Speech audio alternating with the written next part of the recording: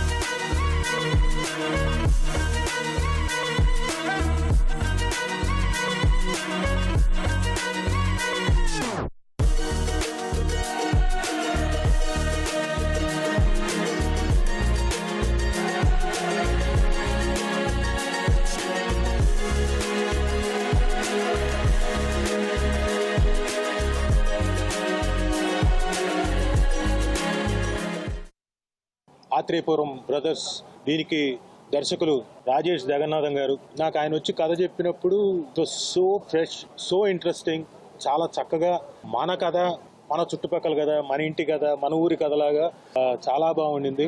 చాలా మంచి స్క్రిప్ట్, డెఫినెట్గా అందరికీ నచ్చుతుంది.